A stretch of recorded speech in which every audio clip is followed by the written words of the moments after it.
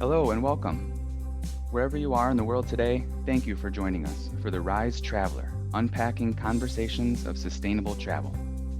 We are here to talk to eco-minded and socially conscious travelers, diversity and inclusion specialists, wildlife conservationists, environmental activists, and anyone using travel as a way to uplift and inspire. Together, we will go a step beyond the Instagram-ready world of travel and take a look at how travel can be a source of growth and development for all people and all communities. This podcast is an extension of the Rise Travel Institute, a 501c3 nonprofit committed to empowering young travelers through educational programs, research, study tours, and scholarships. Visit risetravelinstitute.org to learn more. And now, here's your host, Amy Hager. Hello, wherever you are in the world today. Thank you for joining us on the Rise Traveler, unpacking conversations of sustainable travel. We're here to talk about how travel can be uplifting and inspiring, going a step beyond that Instagram-ready world of travel, and really take a look of how travel can be a source of growth and development for all people in all communities. And here at the Rise Travel Institute, we are committed to empowering travelers through educational programs, research, study tours, and scholarships. You can learn more by visiting risetravelinstitute.org. If we have not met before, I am your host, Amy Hager. Welcome. And I'm super excited today. Joining me from Bali is Aurora, and we are going to be talking a little bit about if anti-mass tourism will be good and it's actually sustainable tourism. And so before we dive deep into this topic, I'm really excited to hear a little bit more about you, Aurora. So tell us your background. What do you do in this world? Okay. Hi, I'm Aurora. I'm a student of Rise Travel Institute for the pilot program on 2021, if I'm not mistaken. It's 2 years already. It's crazy to think it's been 2 years already. I'm currently live in Bali, Indonesia. I've done my education in both forest conservation and tourism management. That's why I'm really diving in the sustainable tourism concept. And currently I'm work as salesperson in a luxury travel agent. So I'm work with all these high net clientele and this luxury travel work. So yeah, that's what I do. Nice. Well, so then tell me a little bit about how does mass tourism actually affect an area, and dive into a little bit about that with us, will you? Okay. So I think as someone who learned about sustainable tourism, it's been, how can I say this? People always say that the mass tourism is the biggest evil of it, because people coming into a destination in packs, large crowd, it's destroy the environment, it's destroy the community, it's destroy the local economic. So it's always paint mass tourism as the biggest devil of sustainable tourism. And I've seen it in Bali, of course, because after COVID, everyone wants to go to Bali. Suddenly the traffic jam is everywhere and the prices goes up. I've seen it, but also I've seen how my clients travel. So as a luxury market, they don't want to go to this mass tourism destination, right? They always goes to exclusive area. They always wants to go to, what is it? The slogan, the unbeaten track, the places that people have never goes before. And I thought when I first go to this industry, oh, that's great then. We're developing a sustainable tourism then by making these people goes to places that not as crowded. But I don't see it that way right now. I'm no longer see that mass tourism is the biggest devil and the less mass tourism is better sustainable tourism. Well, so then is less people actually better? Is that what you're saying? Or that's not what you're believing anymore. That's not what I believe in anymore. Okay, so what do you think? So I think at least for the case in Indonesia, Mhm.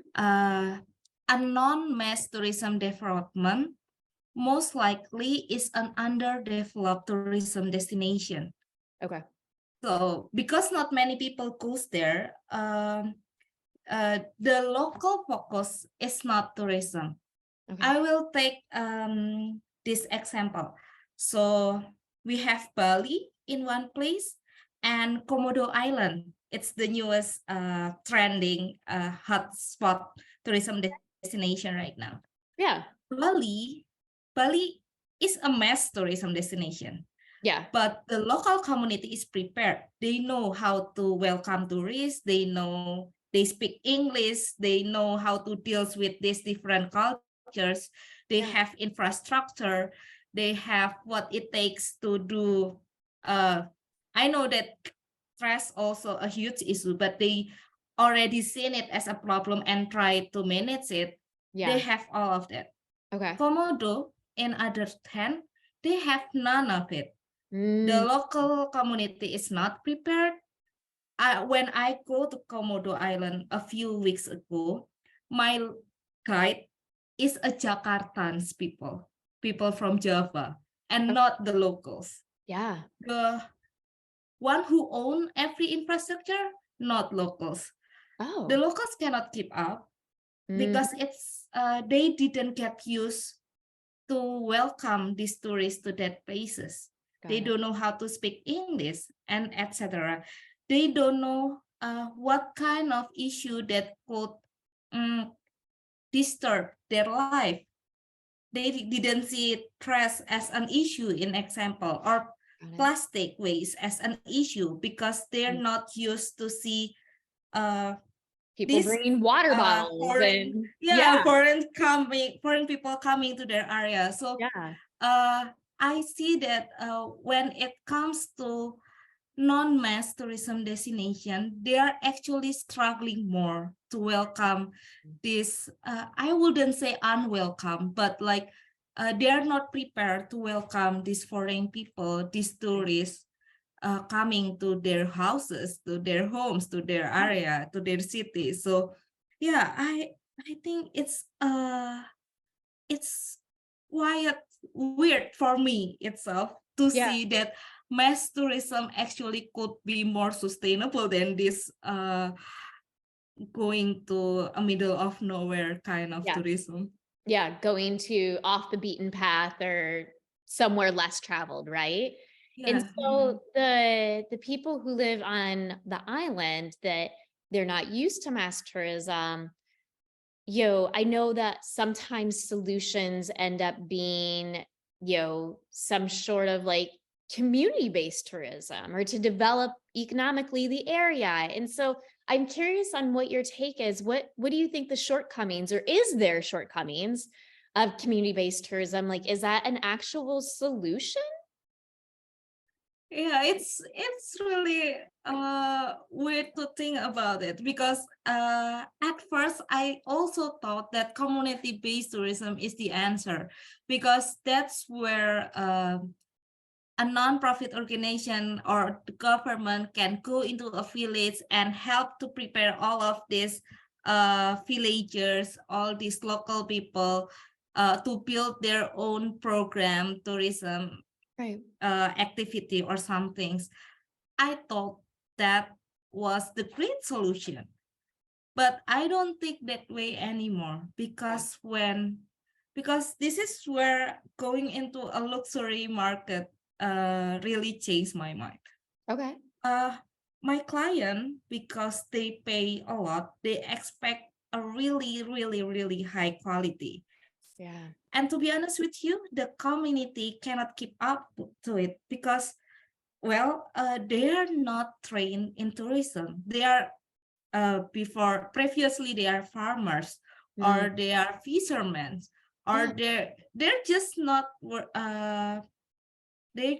prepared to welcome tourists in whatever way whatever Yeah. quality that these tourists demand. So it's become difficult, and I've seen that even for domestic market, I mean not a non-luxury market, people who goes in budget, Yeah. they didn't go to this community-based tourism destination a lot. I see that despite of a lot of money or funds going into these places, Mhm. it's not working. Yeah. So it's quite difficult to, I mean, I know that I cannot say the solution right now, Right. but I think this is the issue that we need to see and accept that there is an issue in this kind of tourism. Yeah. So it's acknowledging the issue first and then coming together to develop the solution, right? Yeah, And because so then, it's not easy, right? right. Well, and It's one not thing fast. that you shared that it wasn't on my awareness was, when they're traveling, when you have your travelers going to this island, a lot of times when we talk about traveling to different communities, looking for lodging that is supported or owned by like a local family or a local company. But it Mm. sounds to me like on the island here, there isn't that, right? It's someone coming in and providing lodging services. And so does that mean that the money actually even stays really in that community? I get that there's probably some employment for some people that live there locally. But if the ownership isn't even from someone from the island, then the dollars really aren't even staying in that community to support that community even more, right? Yeah, I mean, how can someone who rent their house keep up with these huge hotel chains? Right. Yeah. How can they keep up with it? How can they keep up with the prices, with the quality of it? Yeah. Even if there is someone who, let's say there's someone who rich and want to build this uh hotels or something in their area, Yeah. they didn't have knowledge for it. Yeah. They previously they work in different sector, right? So Yeah. it's quite difficult. I mean, not that I say that it was impossible, but it's definitely needs time. Yeah. Yeah. It's needs a lot of time. So then you've done a case study called Keep It Secret. Tell us a little bit about this. So it's not how can I say? Uh it's also related to the mass tourism, right? Yeah. There is I'm sorry. People already realize that they don't want to go to a crowded tourism destination. Right. Especially me that live in Bali, even though Yeah. I'm not a Balinese, I really want to have some places that I can enjoy without crowd, Yeah. right? And that's where gatekeeping goes. The keep it secret destination goes. Okay. Where when I found something, some places, I don't want to uh, share it with other people. I don't want to post it in social media because I don't want anyone else know about it. That's Mm, become a quiet phenomenon here. yeah. But also to encounter that, coming this phenomenon of hidden areas, hidden Yeah. places, this influencer who goes and start looking of these hidden places and places that, to be honest with you, local has been gatekeeping from Yeah. the tourists. Uh, and this is a very interesting phenomenon to see because like in one hand, I understand that these tourists, these visitors want to feel fully immersed. They Mhm. want to, yeah, fully immersed to the culture, to the destination. They want to go to where local goes. But there's also this local concern of, I'm not sure if I have this term right, a backdoor where Okay. they want their own space when they want to maybe not bad mouthing, but like talking to each other without the need to be have to be in service for the There you go. visitors that coming, right? Right. So this is also an, how can I say, an interesting issue that comes for this mass destination and the less mass destination. Yeah. So should we as a traveler really go to these places that less mass destination, that less developed and not ready to welcome us? I think it's something that interesting to think of. Yeah, you're bringing up a really interesting concept. At least when you're traveling to a destination that's prepared to accept tourism and is a quote unquote mass destination.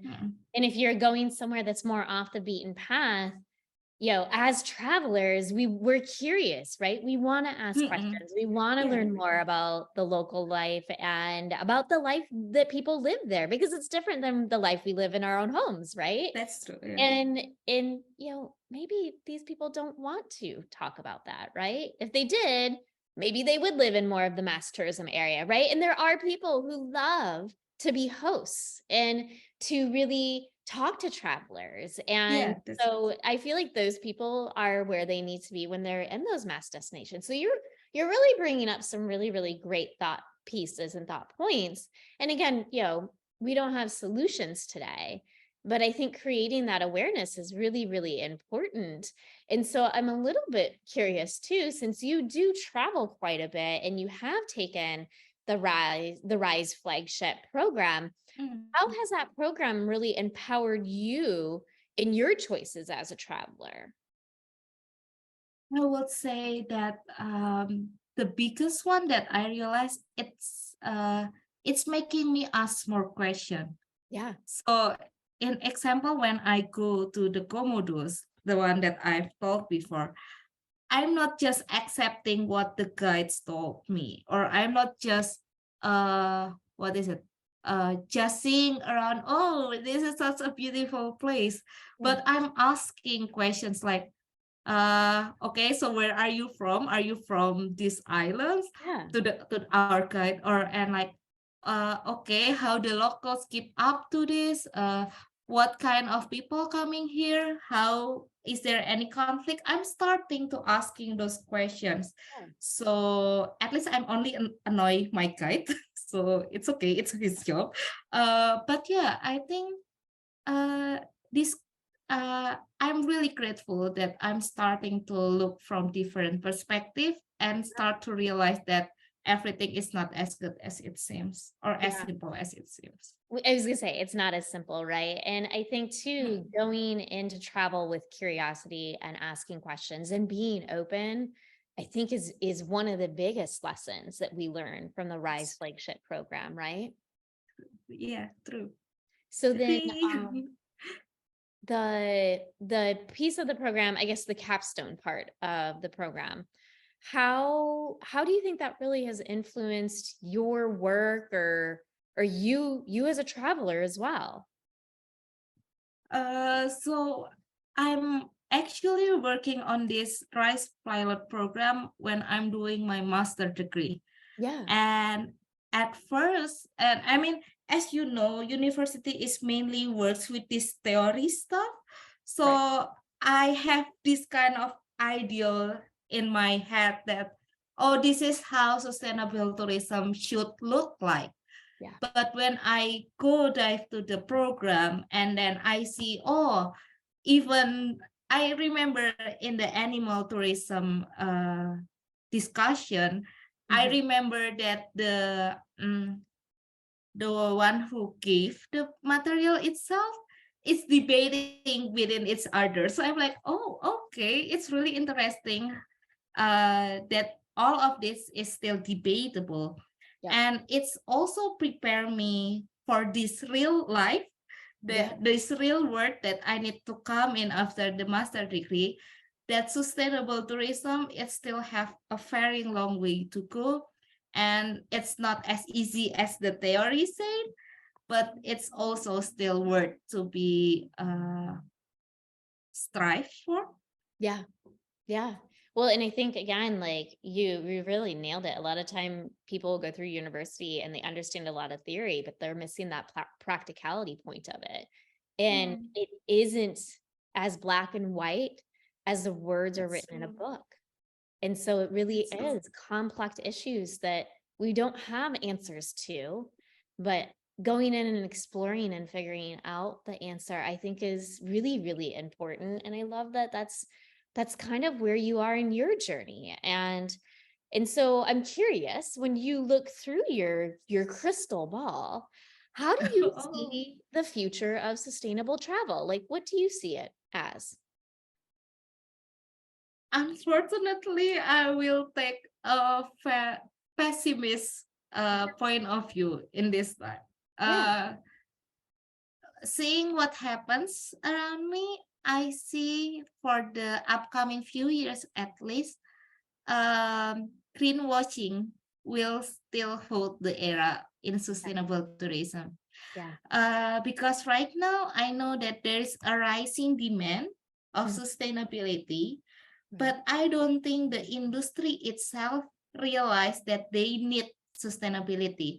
There are a lot of other demands that they uh, put first Right. instead of sustainability. Mm, And that's where greenwashing came, right? When they do something but not really doing something. yeah. Yeah, I think it will still be the trend for upcoming years, Yeah. at least until the industry itself realize that they need sustainability to survive. Yeah. They have to dig deeper. Hmm. Makes sense. That makes sense. Well, so then as we wrap up our conversation today, what legacy do you want to leave behind in this world? Oh wow, that's actually I'm really thinking hard for this question. Yeah. But yeah, I'm actually want to make people live better by traveling better. Okay. I believe that travels can change. Uh, uh, Let me rephrase this. I believe travel can change people way to see everything. They can change the way of people thinks, Yeah. and therefore they can change people life. And so I want to be able to provide people with better travel Mm, experience so they can also change their life for a better one. I love that. Well, and I think that's why your belief in what we do here at Rise just flows so well together. We really do believe that travel is a tool and there is a way to make this world a better place through travel. And I think through conversations like we've had today and experiencing and realizing that there's not an easy fix to anything, quote Yeah. unquote, and to really Yes. dive in deep and look into it. So thank you so much for joining me today, Aurora. Thank you for inviting me here. Yes, and that brings us to the end of our journey. So if you've liked what you've heard and you want to hear more, please subscribe, like, and comment. And you can follow us at Rise Travel Institute on Facebook or Instagram, or on Twitter at Be a Rise Traveler. And again, here at the Rise Travel Institute, we really do believe travel is a powerful tool for positive, transformative change. And so if you're a college student planning on studying abroad, or a professional thinking about a gap year, or really anyone who's wanting to travel the world in a sustainable way, I do really encourage you to head on over to the risetravelinstitute.org for more information on our educational program. And we'll be back soon with another episode. But until then, keep roaming, keep learning, and continue to be a Rise Traveler. Bye-bye. Bye-bye. This podcast is an extension of the Rise Travel Institute, a 501c3 nonprofit committed to empowering young travelers through educational programs, research, study tours, and scholarships. Visit risetravelinstitute.org to learn more.